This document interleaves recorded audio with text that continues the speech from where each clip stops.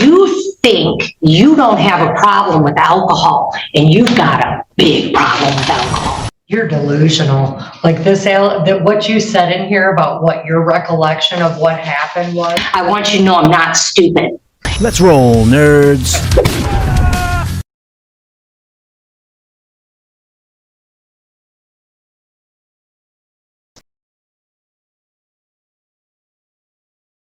No additions or corrections at this time, Your Honor.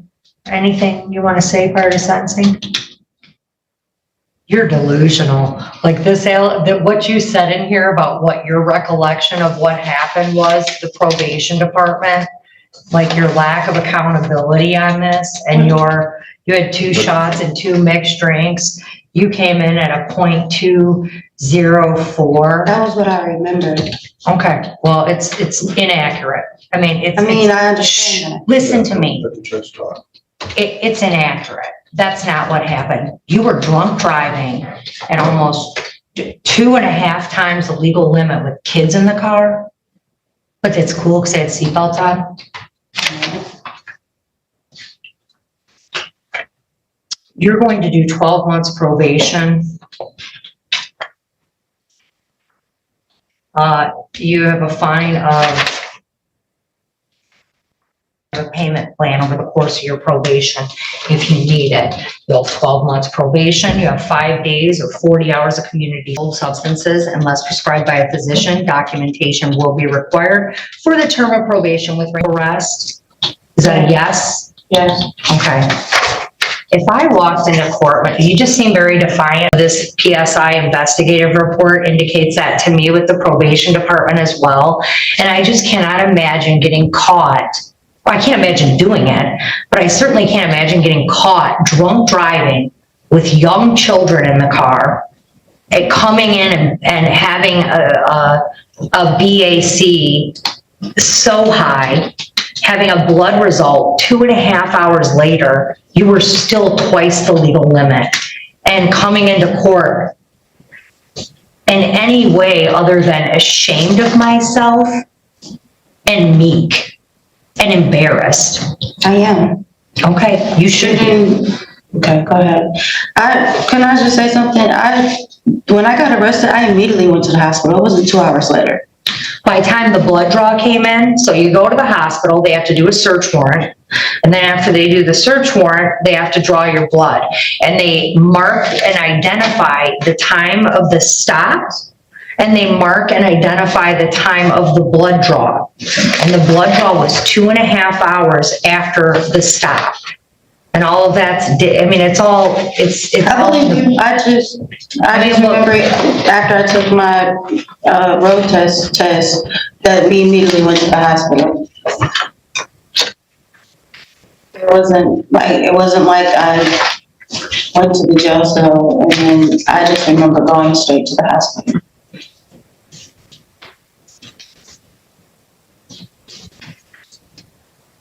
I mean, they had to fight with you to get you going. You were, the time of the stop was 1:14 in the morning, and the blood was drawn at 3:53 in the morning. I mean, that's the truth. I believe you. I'm not saying it's not. I just telling you what I remember. I honestly remember doing the sideway test and then going to the hospital. All right. I've adopted the recommendation in its entirety, and you can go down to probation. They'll set up your orders appointment. Are you already on testing? Yes. All right. So I don't know if your protocol will change or not. They'll tell you down in probation. Okay. Thank you. And you'd be eligible under Michigan law for termination at the halfway point if you met all the terms of probation. Okay, thank you. 1 minute, 37 seconds later.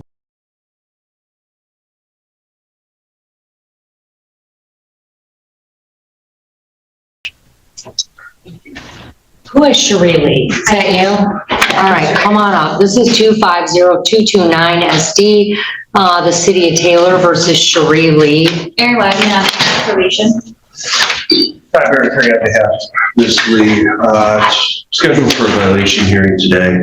I have had the opportunity to review the allegations with my client, specifically that there was a positive ETG reading that was south of 2000, about 1900.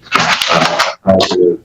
I've discussed it with Ms. Lee, and my understanding is she is going to be making a technical violation today, that positive test. All right, ma'am, you understand everything your attorney just said? Yes, ma'am. All right, and did you go over the charge against you or the allegation against you for the probation violation? Yes. You understand it's a fourth technical violation. I could give you the full jail time of 93 days. You understand that? Yes. Okay, and it's the allegation is you tested positive for alcohol on December 28th to 25. You understand that, Ms. Lee? Yes. Okay, and did you go over your probation violation of Bites of Rights form with your attorney? Yes. Did you understand your rights? Yes. And did you sign and date the back of that? Yes. Ma'am, you understand that if you enter a plea of guilty, you'll be waiving those hearing rights. There will be no hearing of any kind. Understand. Okay. To the allegation that you tested positive for alcohol on December 28th and it was confirmed by a lab, how do you plead, guilty or not guilty? Guilty. Has anyone forced you, threatened you, or promised you anything to get you to plead? No, Your Honor.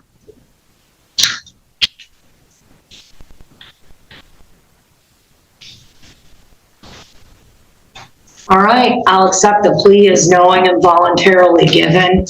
Anything, Mr. Barron? Your Honor, I know that you're familiar with Ms. Lee's circumstances. She's been here represented by Mr. Fanto previously. She's still working. She's doing hair. She is still responsible for her one minor daughter who attends school from home virtually. She's a single mother in that respect. With regards to the positive test, I've spoken with Lee at length about that.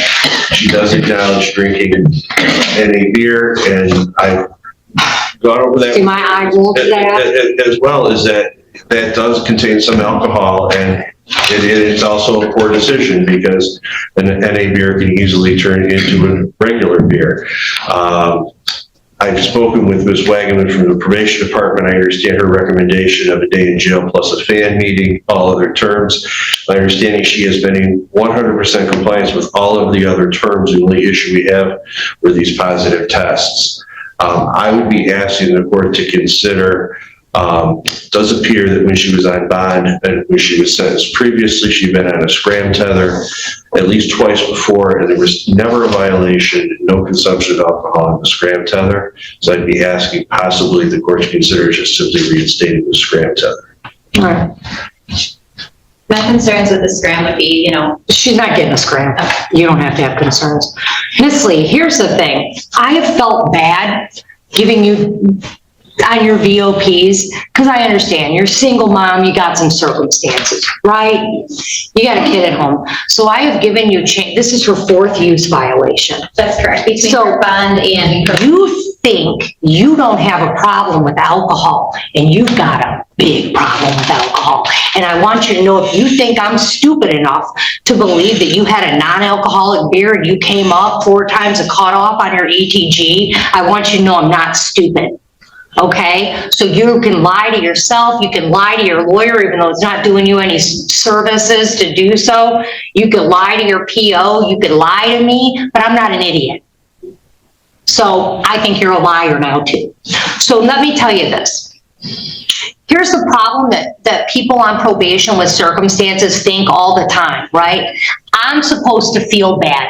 Up here in my robe, I'm supposed to feel bad about putting you in jail for violating 4 times your probation. I don't feel bad. I don't feel bad. I'm going to do my job. And I'm going to tell you what, you've had 4 use violations, and I want you to know, if you think I'm stupid enough to believe that you had a non-alcoholic beer and you came up 4 times a cutoff on your ETG, I want you to know I'm not stupid.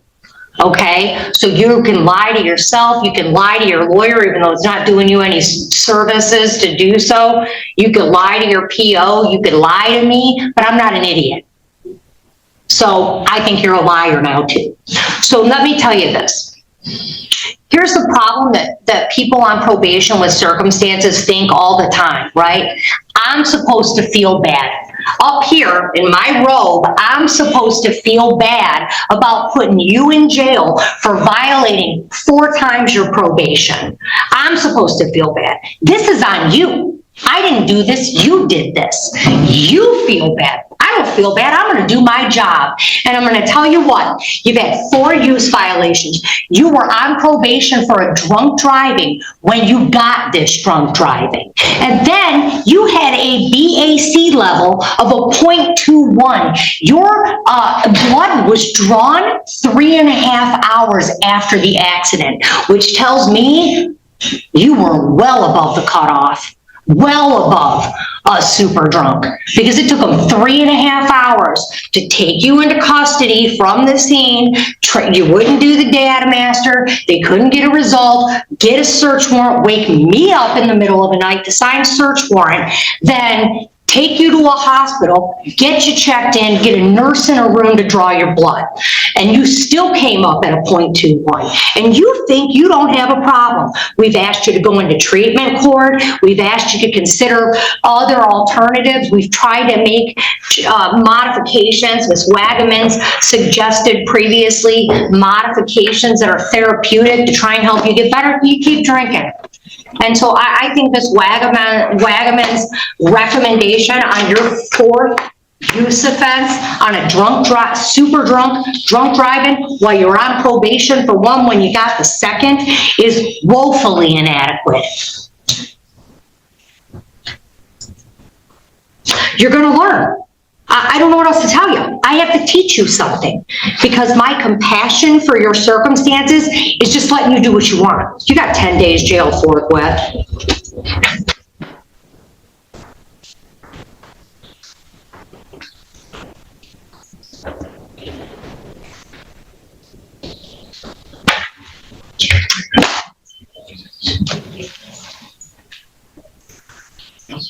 Yep, thanks. Carney Properties, LLC.